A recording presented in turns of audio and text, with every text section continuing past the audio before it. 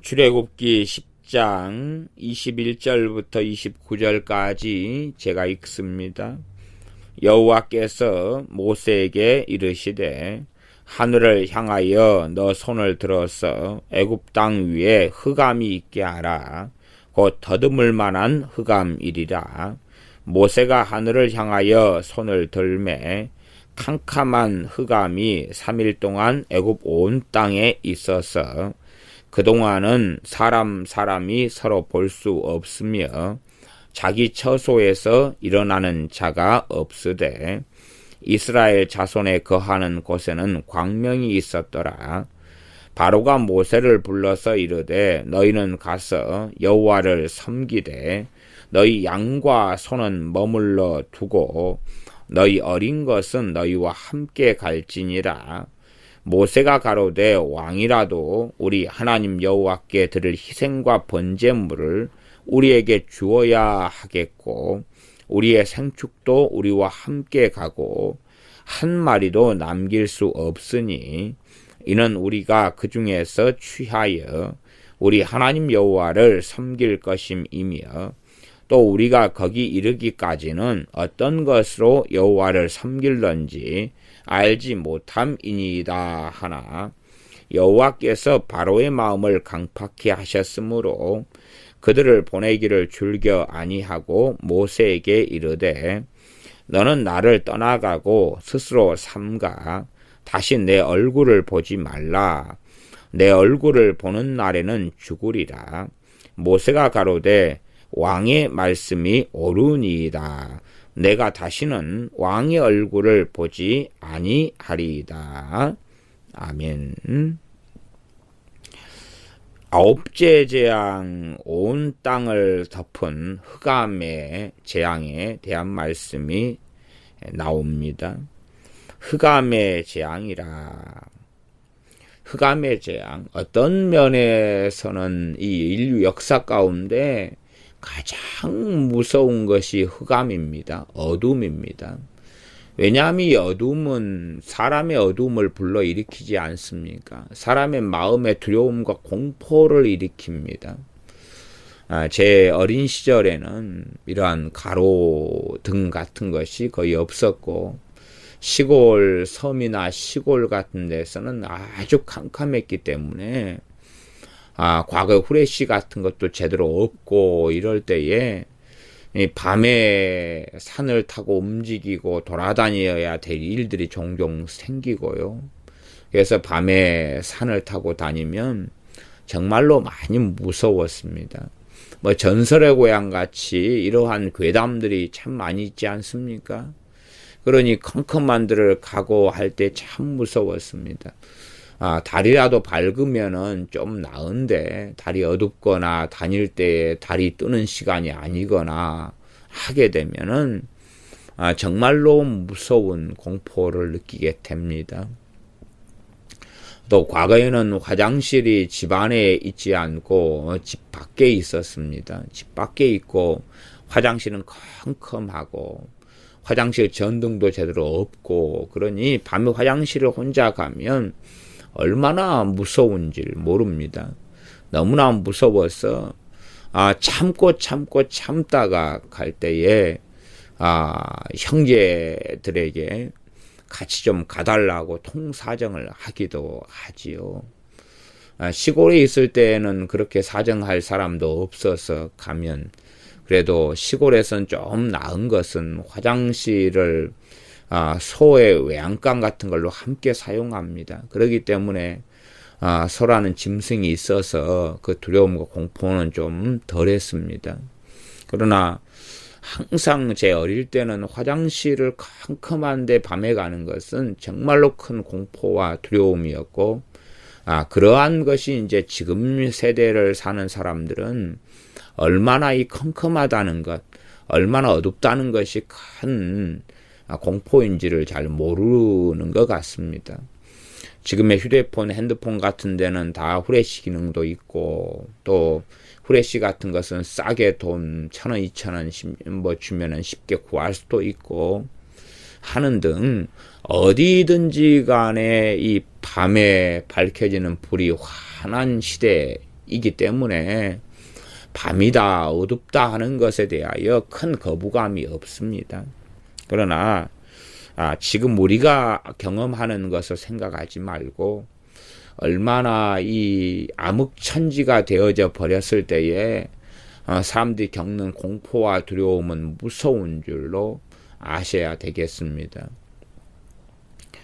그래서 이 혼자 있을 때의 두려움도 크지요. 혼자 있을 때 화장실에 가면은 가고 화장실 변기 속에서 손이 나와서 빨간 수건 줄까, 노란 수건 줄까, 빨간 종이 줄까, 하얀 종이 줄까, 뭐 이런 것부터 시작해서 혼자 있을 때도 그렇게 무섭고 두려운데, 그런데 이 어둡기까지 하다, 그건 말로 다 할 수 없는 공포입니다.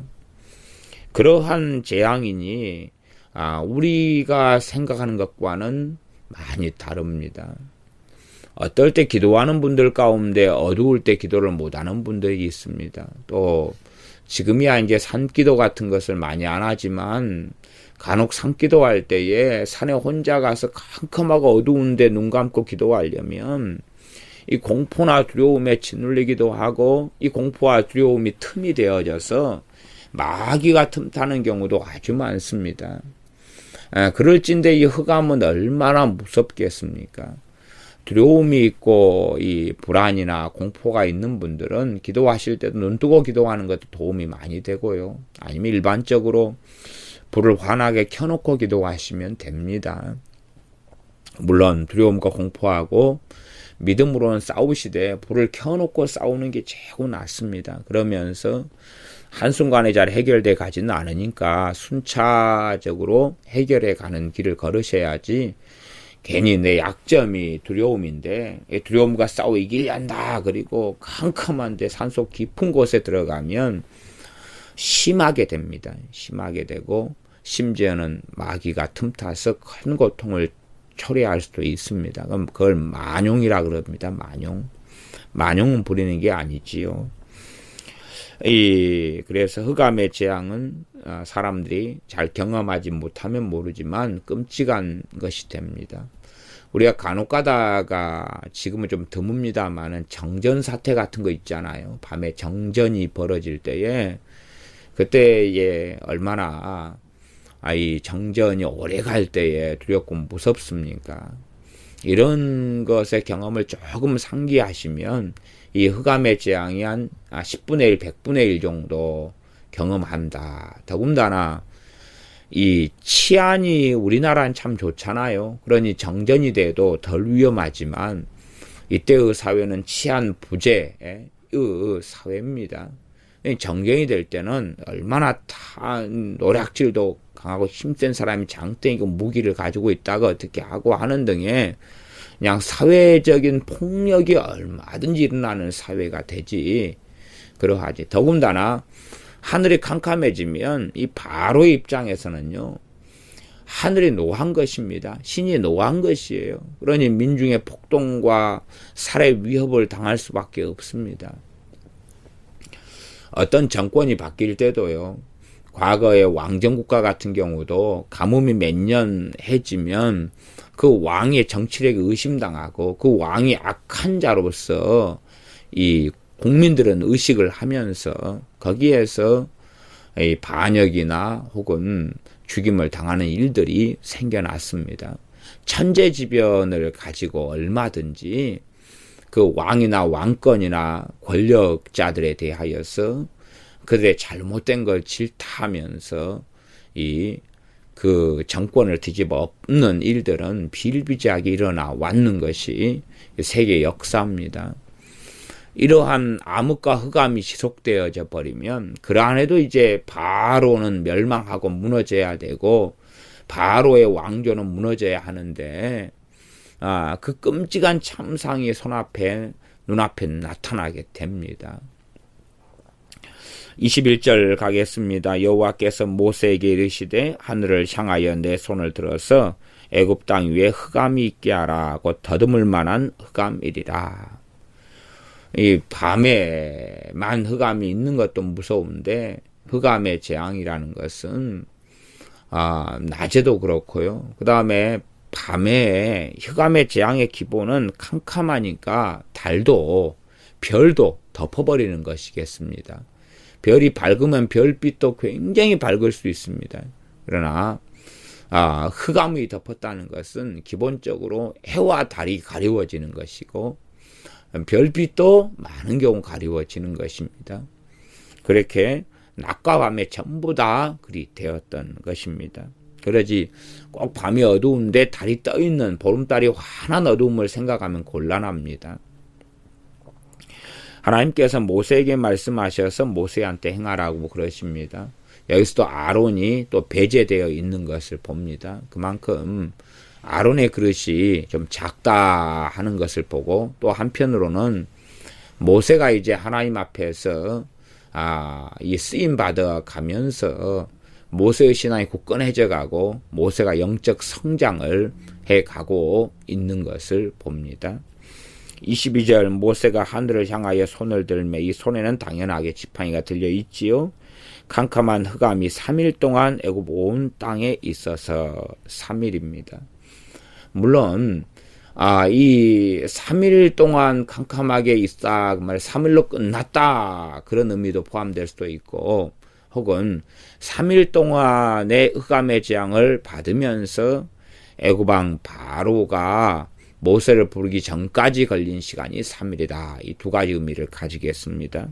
23절 그동안은 사람이 서로 볼 수 없으며 사람하고 사람이 볼 수 없다. 얼마나 이 자기 남편과 아내, 자식, 부모도 알아볼 수 없는 흑암입니다. 더듬어야 되지요. 더듬어야 소경같이 사는 것입니다. 완전히 소경을 체험하는 거죠. 간혹 가다가 우리가 길을 걷다가 눈 감으면서 길을 걷는 것 같은 것을 놀이상 해보지 않습니까? 해서 상대방 손을 잡고 가면서 내가 눈 감을 테니 나를 이끌어 달라 그렇게 하지만은 얼마나 불안합니까?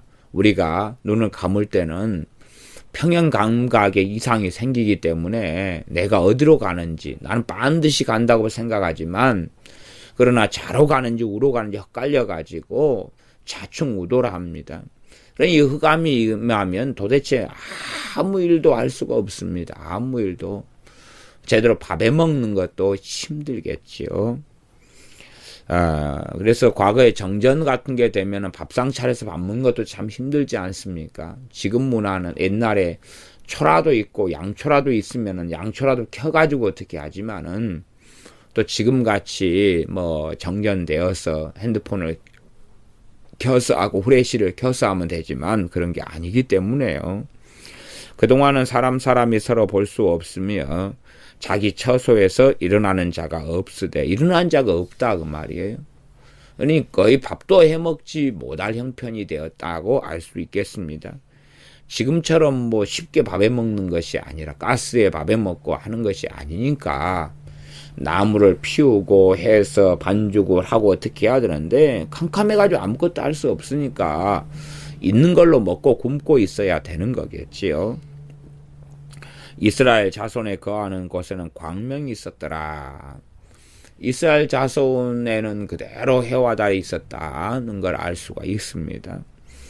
24절 바로가 모세를 불러서 이르되 너희는 가서 여호와를 섬기되 너희 양과 소는 머물러 두고 너희 어린 것은 너희와 함께 갈지어다.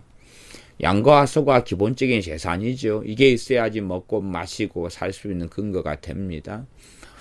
애들은 데리고 가라. 그런데 몸뚱아리만 가라. 그런 이야기입니다. 그렇게 그까지 바로가 해라 그럽니다. 모세가 가로되 왕이라도 우리 하나님 여호와께 드릴 희생과 번제물을 우리에게 주어야 하겠고 모세가 이제 한 걸음 나아가서 훨씬 큰 소리를 칩니다.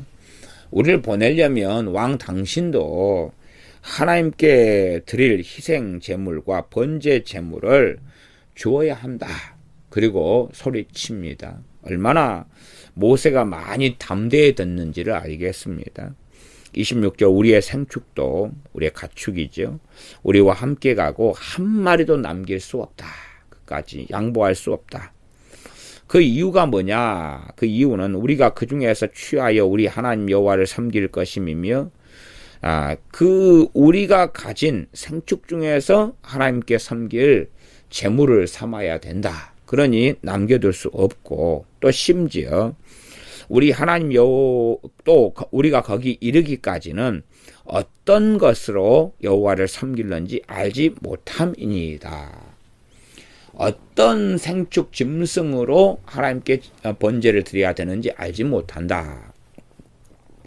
어떤 면에서 바로가 들을 때는 참 변명처럼 들리겠습니다. 변명처럼.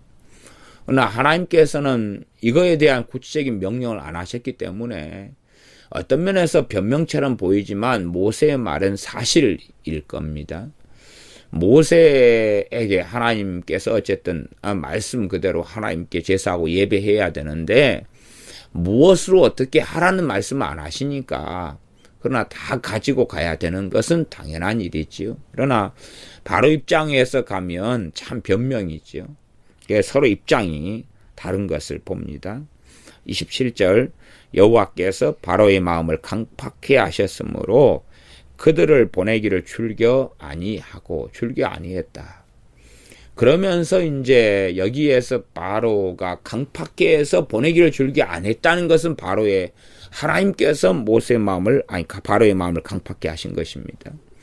그러나 이제 그 다음은 또 바로가 더 강팍해지기 위한 악의 길을 걷는 것인데, 28절에 모세에게 이르되 너는 나를 떠나가고 스스로 삼가 다시 내 얼굴을 보지 말라. 내 얼굴을 보는 날에는 죽으리라. 어쨌든 이 재앙을 계속하여 일으킬 때에 모세가 계속 바로에게 가서 설득하고 권고하고 이런 재앙이 있을 것이라고 말해 왔었습니다. 그리고 재앙이 일어난 다음에 바로는 통사정해가지고 제발 재앙 좀 없애달라고, 그렇게 용서해달라고, 나 좀 봐달라고 그렇게 해서 모세가 하나님께 기도하면서 재앙이 철회되고 없어져 왔습니다. 어떤 면에서 바로는 모세의 큰 은혜를 입은 자고, 어떤 면에서 이 재앙의 원흉이 모세다, 또 아론이다, 그렇게 볼 수가 있겠지요. 그런 면에서 이 재앙을 없애달라고 하는 것은 나 좀 봐달라, 이번 한 번만 용서해달라, 이런 것은 꼭 사람이 화장실 들어갈 때하고 나올 때하고 마음이 틀린 것처럼 자급하고 절박하게 되어서 뭐든지 하겠다 그러다가 그 형편이 풀리면 말이 바뀌지요. 우리가 그래서 참 이 돈을 빌려줄 때도 참 이게 지혜롭게 행하지 않으면 사람도 잃고 돈도 잃습니다. 성경에는 돈을 빌려주는 것보다는 어떤 말씀을 하시냐 그러면 돈을 주라, 이런 말씀을 하십니다. 어떤 사람이 내게 돈을 요청할 때에, 그럴 때에 그 사람이 믿는 형제라면 돈을 주는 쪽을 선택하는 것이 많은 경우 맞습니다. 근데 주려면 내게 여윳돈이 있어야 되고 남는 돈이 있어야 됩니다. 더군다나 내 여윳돈이 1,000만 원 있다 해서 1,000만 원 달라고 하면 다 줄 수 있는 건 아닙니다. 그걸 다 주고 나면 여윳돈이 하나도 없게 되는데 그때에 또 무슨 일이 있을런지 어찌 압니까? 그러하면 우리가 지혜롭게 생각하여서 돈을 빌려준다, 이것은 사실은 성경적으로는 맞지 않는 개념이 됩니다.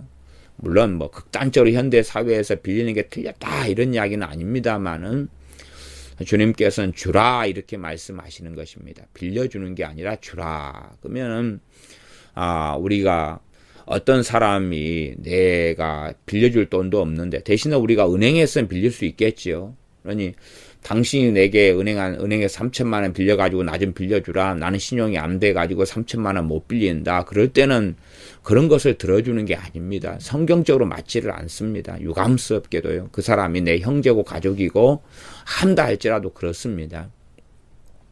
그건 보증 서는 건데 그 사람이 갚지 않으면 내가 갚아야 됩니다.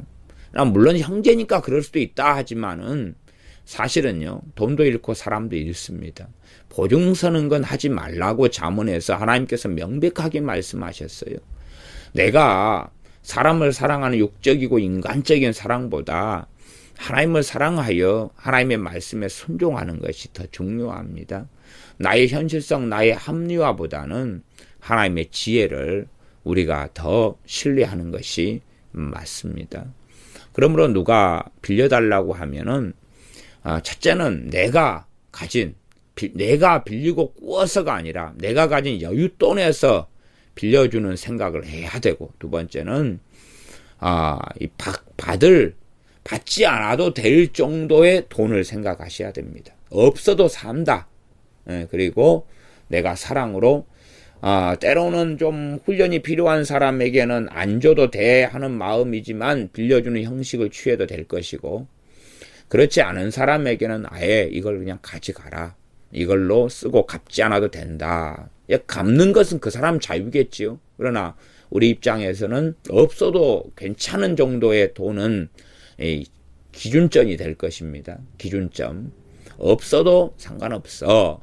이거 없어도 나는 먹고 사는데 지장이 없어. 그 정도 일단은 돈에서 이제 생각을 해보는 것이 우리가 출발점과 기준점이 됩니다.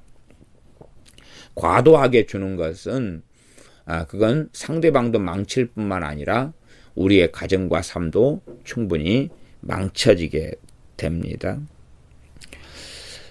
그래서 이 모세와 바로의 사이에서 이 바로의 마음이 자꾸만 바뀌지요. 이 좀 도와달라고 할 때, 한 번만 용서해달라고 할 때에 모세가 기도해서 다 철회되지만, 그러나 한편으로는 아이고 모세 니깐 놈만 없었으면 이런 일이 없을 텐데 하고 원망하게 됩니다. 어떤 사람이 돈을 빌려달라 그래서 어떤 사람이 빌려줬습니다. 3천만 원인가 대출이가 빌려줬는데, 그러니까 그걸 정잣돈으로 해가지고 이제 사업을 시작해서 망해가지고 1억을 빚지게 됐습니다. 그러니까 3천만 원 빌려준 사람을 증오하고 욕하는 것입니다. 네가 안 빌려줬으면 내가 이렇게 1억이나 빚지고 사업이 망하는 일이 안 벌어졌는데, 네가 빌려줬기 때문에 이런 일이 벌어졌다는 거지요. 이런 꼭 바로의 약함과 강팍함 때문에 벌어지는 하나님의 진노와 재앙인데, 바로는 자기의 문제를 돌아보지 않고 그리고 모세를 죽여버리겠다는 것입니다. 그게 이 바로의 악함이지요. 양심도 없는 거지요. 양심도 없는 것. 이걸 화인 맞은 양심이라 그럽니다. 이런 경우를 우리는 타락하고 하나님을 등진 사울 왕에게서 볼 수 있습니다. 사울 왕과 그의 사위였던 다윗의 관계를 보면은 이런 일을 봅니다. 다윗이 이 왕이여, 내가 당신을 살려줬지 않습니까? 이렇게 보십시오 하니까, 미안하다, 용서해달라, 다시는 안 그러겠다. 그리고 떠나갔다가 조금 있다가 다시 군대를 이끌고 와서 다윗을 추적하고 죽이려고 또 그럽니다. 그렇게 자꾸만 이 강팍하고 악한 자들은요, 잠깐 회개하는 것처럼 보입니다. 잠깐 돌아서는 것처럼 보여요. 그걸 가지고 그때는 이게 진심이 아니다고 말할 수는 없습니다. 진심도 있고 가식도 있고 진심일 수 있습니다. 사울 왕처럼 그때의 진심일 수 있습니다. 그때의 진심. 그러나 이 사람은요, 잠깐의 진심 가지고는 그 사람이 인격이 되지 않습니다. 그 사람의 인격은요, 꾸준한 진심이 돼야 돼요. 꾸준한 진심. 그때는 나는 사실이었어.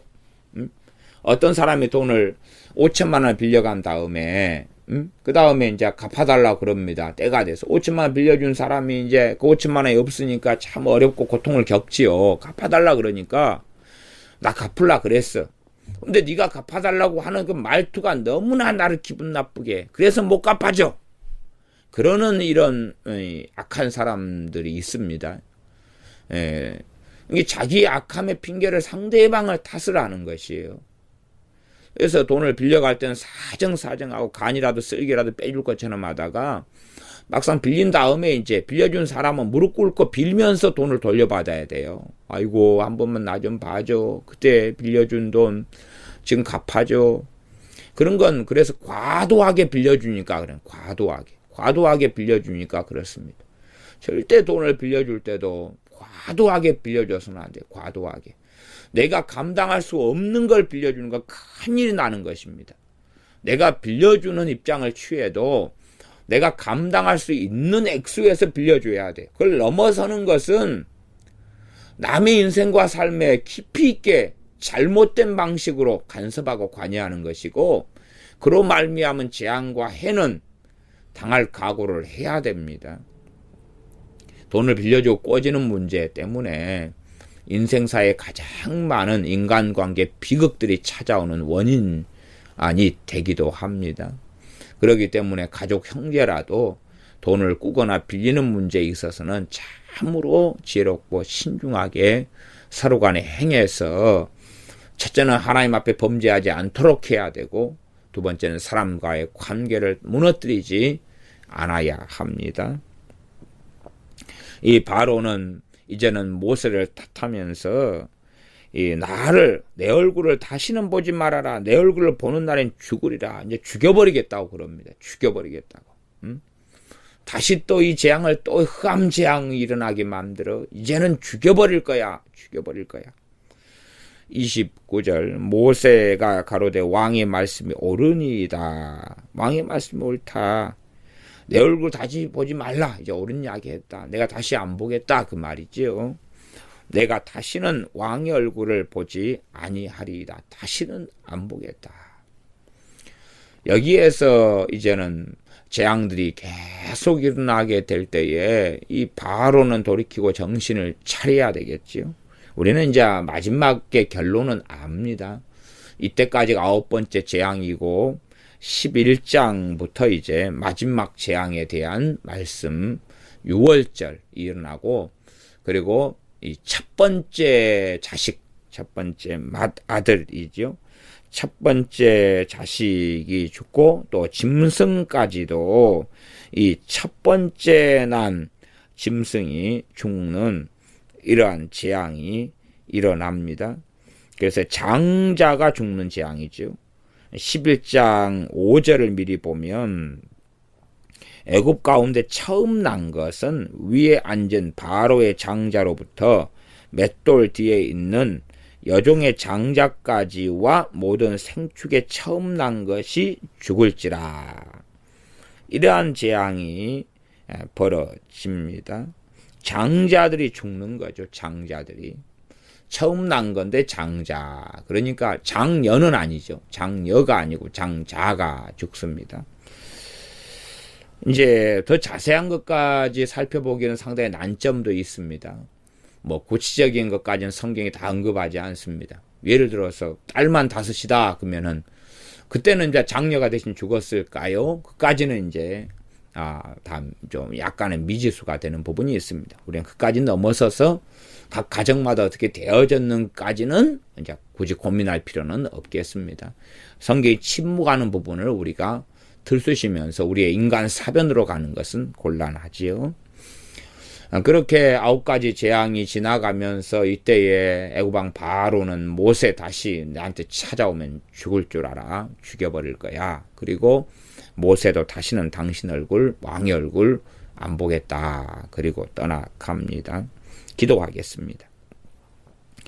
아버지 하나님, 우리의 사람의 이 인정과 사람의 인심과 사람의 마음이 얼마나 어리석고 악한지, 그래서 어느 때 자격이 유리하고 필요할 때가 되고 아쉬울 때가 되면 사정사정하고 상대방에게 봐달라 하고 하지만 내 아쉬움이 다 끝나고 하면 그 다음에는 강팍해되고 악하게 되어져서 오히려 큰 소리치고 오히려 악한 길을, 악한 말을 할 때가 얼마나 많은지요. 그렇게 사람의 마음이 변해가며 변동돼 가오니 우리가 뱀처럼 지혜롭게 주님의 말씀대로 살아서 사람들 잘 분별하고 잠깐 동안의 진심에 속아 넘어가지 아니하고 그 사람의 인성과 인격이 어찌 되는지를 알면서 그런 사람들과 함께하는 삶을 살고 잘못된 인격, 잘못된 인성을 가진 악인들과 함께 하여서 그들에게 뭔가를 꾸어주고 베풀어 주면서 악을 당하지 않도록 악인들을 통하여서 인생과 삶의 환난과 저주가 임하지 않도록 지혜롭게 사는 우리가 되게 하여 주시옵소서. 무엇을 꾸어주거나 줄 때에도 우리가 감당할 수 있는 범위 속에서 꾸어주고 주는 사람들, 그런 지혜로운 사람들이 되게 하시되, 이 악하고 어리석은 사람들에게 적분하고 가까이 할 만한 거리만 가까이 하지 선을 넘어서서 큰 해를 당하거나 어리석게 보증을 서서 잘못되게 인생이 무너지는 참남하고 비참한 일이 벌어지지 않도록 슬기롭고 지혜롭게 사람을 분별하며 사는 우리가 되게 하여 주시옵소서. 예수님의 이름으로 기도하옵나이다. 아멘.